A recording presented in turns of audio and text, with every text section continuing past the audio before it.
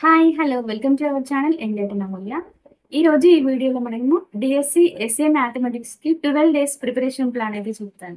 అంటే 12 డేస్లో ప్రిపరేషన్ ఎలా జరుగుతుంది, ఇదంతా ఇంపాసిబుల్ అనుకున్న వాళ్ళు ప్లీజ్ ఇక్కడే స్కిప్ చేయండి. మళ్ళీ తర్వాత ఇంత తక్కువ టైంలో చదవడం సాధ్యం కాదు అలా ఇలా అని మాత్రం నెగిటివ్ కమెంట్స్ పెట్టకండి.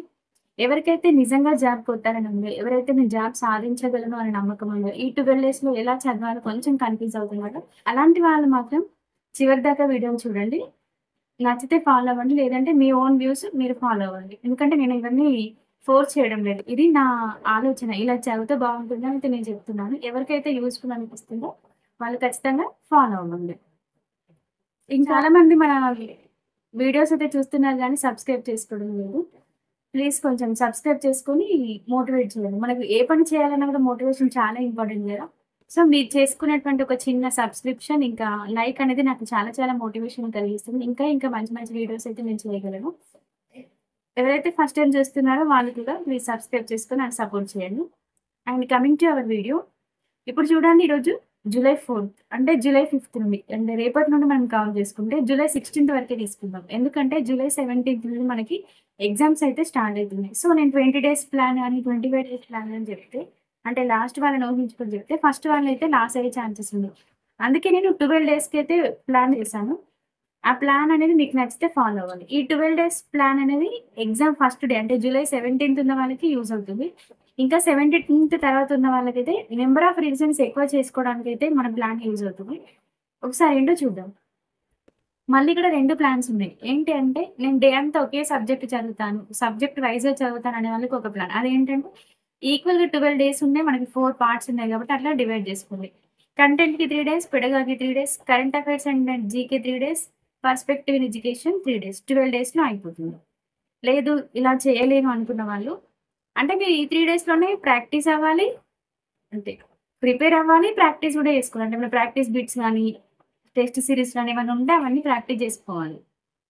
లేదు అలా కాదు వేరే ప్లాన్ అంటే చూడండి మొత్తం 12 డేస్ ఉన్నాయి కదా! ఫస్ట్ పర్స్పెక్టివ్ ఇన్ ఎడ్యుకేషన్ తీసుకుంటే ఫస్ట్ 4 డేస్ ఏం చేస్తారంటే ఫస్ట్ యూనిట్ చదవండి. అందులో చాలా చాలా ఇంపార్టెంట్. ఎక్కువ బిట్స్ అయితే రావడానికి స్కోప్ ఉంది. ఎందుకంటే కమిటీలు, కమిషన్‌లు ఉన్నాయి. ప్లస్ విద్యలో రకాలు, ఆధునిక కాలంలో విద్య, పూర్వకాలంలో విద్య, వేదకాలంలో విద్య, మలయుగ కాలం ఇవన్నీ చాలా చాలా ఉన్నాయి. కాబట్టి లెంతీ టాపిక్ కాబట్టి ఒక 4 డేస్ తీసుకొని నిదానంగా మంచిగా చదవండి. సెకండ్ అండ్ థర్డ్ యూనిట్‌కి 3 డేస్ తీసుకోండి. అంటే 3 డేస్‌కొక 2 టాపిక్స్ అంటే 2 యూనిట్స్ కంప్లీట్ కావాలి. మళ్ళీ ఫోర్త్, ఫిఫ్త్ యూనిట్‌కి 3 డేస్ తీసుకోండి. మొత్తం 3, 3, 6 ఫస్ట్ 4 మొత్తం 10 డేస్‌లో మీ పర్స్పెక్టివ్ ఇన్ ఎడ్యుకేషన్ అనేది కంప్లీట్ అవ్వాలి. మీరు గంట చదువుతారా, 2 గంటలు చదువుతారా, నైట్ 1 చదువుతారా అది మీ ఇష్టం. సో, ఈ పర్స్పెక్టివ్ ఇన్ ఎడ్యుకేషన్ అనేది 10 డేస్‌లో మనకి కంప్లీట్ అయిపోవాలి. జస్ట్ ఒక రీడింగ్ అయితే మొత్తం అయిపోవాలి. Next coming to current affairs and GK. January to June 6 months current అఫైర్స్‌ని తీసుకోండి. షైన్ ఇండియా తీసుకోండి. లేదంటే ఇయర్ బుక్ ఉంటే ఇయర్ బుక్ తీసుకోండి. ఇయర్ బుక్‌లో అయితే ఏప్రిల్ టు ఏప్రిలే వస్తుంది. మళ్ళీ మనకి మే, జూన్ అనేది కవర్ కాదు. కానీ ఇప్పుడు రీసెంట్‌గా జరుగుతున్న ఎగ్జామ్స్‌ని చూస్తేనైతే మనకి లేటెస్ట్ కరెంట్ అఫైర్స్ అడిగినట్టు ఏమి అనిపిస్తలేదు. కొంచెం ఎక్కువ అంతకు ముందున్న కరెంట్ అఫైర్స్ గాని, స్టాటిక్ జీకేకి సంబంధించినవి నంబర్ ఆఫ్ ఇన్సిడెంట్స్ అనేటివి 4, 5 ఇన్సిడెంట్స్ ఇచ్చేసి దాన్ని ఆర్డర్‌లో పెట్టమంటున్నారు. సో, మనకి మొత్తం అవగాహన ఉండాలి. అంటే ఎప్పుడు ఏం జరిగింది? ఏ ఇన్సిడెంట్ తర్వాత ఏ ఇన్సిడెంట్ జరిగింది? అటువంటి అవగాహన ఉన్న వాళ్ళైతే ఈజీగా జీఎస్‌ని క్రాక్ చేయగలరు అనిపిస్తుంది.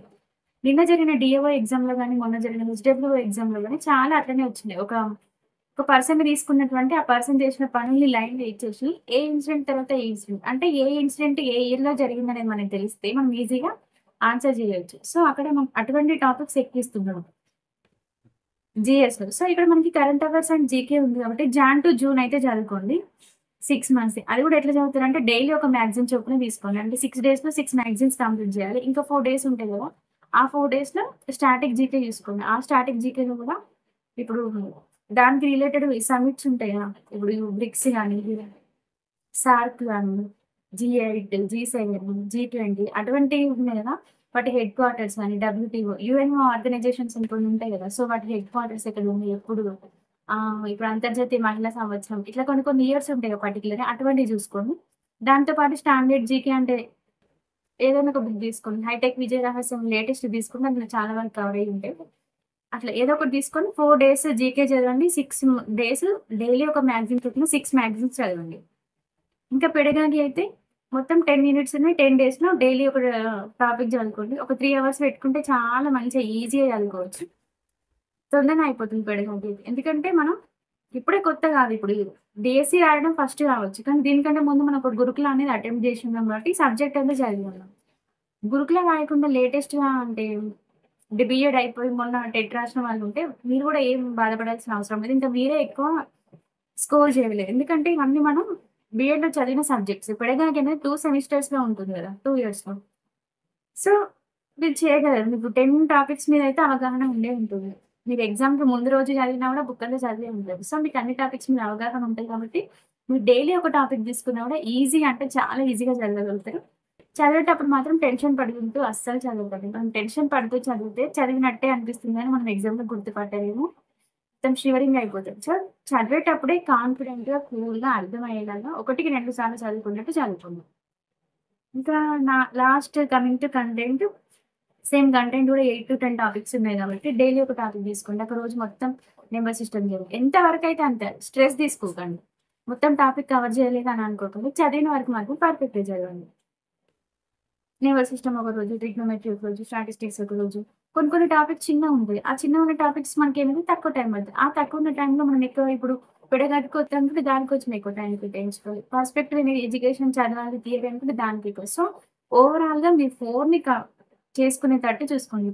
మళ్ళొకసారి చెప్తున్నాను వినండి. Perspective in education first 4 days మాత్రం యూనిట్ 1 ఫస్ట్ కంపల్సరీగా చదవండి. అందులో మీరు బిట్టుపోకుండా చదువుకునే ప్రయత్నం చేయండి. 2, 3 యూనిట్స్‌కి 3 డేస్ తీసుకోండి. ఫోర్త్, ఫిఫ్త్ యూనిట్‌కి 3 డేస్ తీసుకోండి. మొత్తం 10 డేస్ అయిపోతుంది. కరెంట్ అఫైర్స్ అండ్ జీకే అయితే ఫస్ట్ 6 డేస్ 6 మంత్స్ మ్యాగజైన్ చదవండి.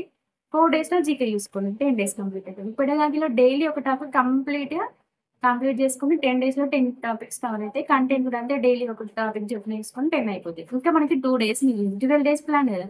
ఆ 2 డేస్‌లో ఏం చేస్తారంటే మామూలుగా మోడల్ పేపర్ తీసుకోండి. చాలా ఉన్నాయి మార్కెట్‌లో.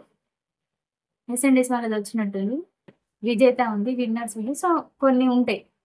ఏం చేస్తుంటే తీసుకొని అందులో ఇప్పుడు మనకి ఇవన్నీ వస్తాయి గదా! ఒక 10 పేపర్స్ అనేవి చేయండి. డైలీ 5 11థ్ రోజు ఒక 5 టాపిక్స్, 12థ్ రోజు ఒక 5 టాపిక్స్ తీసుకోండి చేయండి. నైట్ మాత్రం ప్రశాంతంగా పడుకోండి. తెల్లారి ఎటువంటి ఆలోచన పెట్టుకోవద్దు. ఎగ్జామ్‌కి నేనేం ప్రిపేర్ అవ్వలేదు. నాకేం రాదని ఎంప్టీ మైండ్‌తోని వెళ్ళండి. మీ క్వెషన్స్ మీకే గుర్తొస్తాయి. టెన్షన్ పడుకుంటూ నాకిది గుర్తులేదు, అది గుర్తులేదు అనుకుంటూ మాత్రం వెళ్ళకండి. మళ్ళీ నేను ఎగ్జామ్‌కి ఒక 2 డేస్ ముందు ఎగ్జామ్ ఎలా రాయాలి, ఎగ్జామ్ ప్రెజెంటేషన్ గురించి చెప్తాను. ఎందుకంటే ఆన్‌లైన్‌లో చాలా మంది లీడ్ చేస్తున్నారు. ఎంత మంచి టాలెంట్ ఉన్నప్పటికీ క్వెషన్స్ చూడకనో, లాస్ట్ వరకు వెళ్ళకనో, టైం సరిపోకనో చాలా మంది అయితే ఎగ్జామ్ సరిగ్గా రాయట్లేదని నాకు అర్థమైంది. సో, నేను లాస్ట్ మూమెంట్‌లో నాకు తెలిసిన టిప్స్ నేను చెప్తాను. అవి మీకు డెఫినెట్‌గా యూజ్ అయితాయి. సో, ఇప్పుడైతే ఈ ప్లాన్‌ని పర్ఫెక్ట్‌గా ఇంప్లిమెంట్ చేసుకోండి. ఈ 10 డేస్‌లో సాధ్యమైనంత వరకు మంచిగా చదువుకోండి. టైం వేస్ట్ చేసుకోకండి.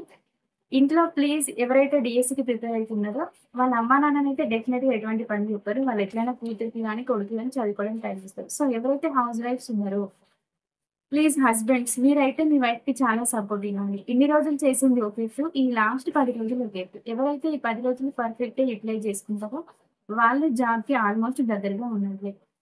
ఎవరైనా అత్తమామలు ఉన్నా గూడా ప్లీజ్ మీ కోడలికి సపోర్ట్ జేయండి. నేనైతే ఈ విషయంలో మా అత్తమ్మని చాలా మెచ్చుకుంటాను. ఎందుకంటే నేను మా అత్తమ్మకి ఒకటే చెప్పిన, "అత్తమ్మ ఈ ఇయర్ ఎట్లైనా జాబ్ కొట్టాలి ప్లీజ్.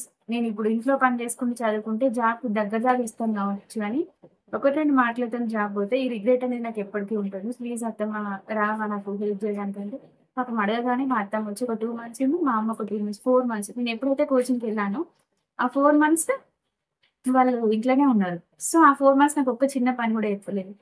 జస్ట్ వెళ్ళడం, వినడం, రావడం, చదువుకోవడం ఇంతే. ఆ 4 మంత్స్‌లోనే నేను ఎంత చదవాలో అంతే చదువుకున్నా. ఆ 4 మంత్స్ చదువుకున్న చదివే నాకు ఇప్పటికి యూజ్ అయితుంది. ఇప్పుడు పిల్లల్ని చూసుకుంటున్నా కూడా అసలు నిజంగా చదవడం అయితే కావడం లేదు.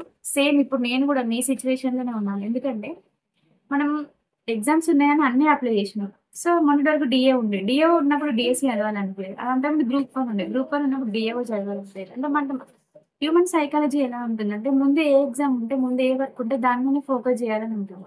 సో, ఇప్పుడు ఈ 10 డేస్ మనకైతే ఎటువంటి ఆటంకం లేదు. సో, ఫ్యామిలీ గూడా మనకి ఇబ్బంది కావద్దు. ఎవరైతే ఇంట్లో వాళ్ళు ఉన్నారో ప్లీజ్ మీరు మీ హస్బెండ్స్ గాని, అత్తమామని గాని కన్విన్స్ చేసుకోండి. అంటే మా అత్తమ్మ నాకు జేయదు. మా హస్బెండ్ వినరు అంటే మన దగ్గర కూడా కొంచెం ఉంటది. సో, మనం చెప్పే రకంగా చెప్పుకొని మనం వాళ్ళని ఏమంటారు కన్విన్స్ చేసుకుంటే మనకు చాలా హెల్ప్‌ఫుల్‌గా ఉంటుంది. ఎందుకంటే వాళ్ళ హెల్ప్ లేనిదైతే నిజంగా మనం ఏం చేయలేం. మనం ఇంత దూరం వచ్చినామంటే మన వెనకాల కంపల్సరీ వాళ్ళ సపోర్ట్ ఉంటుంది.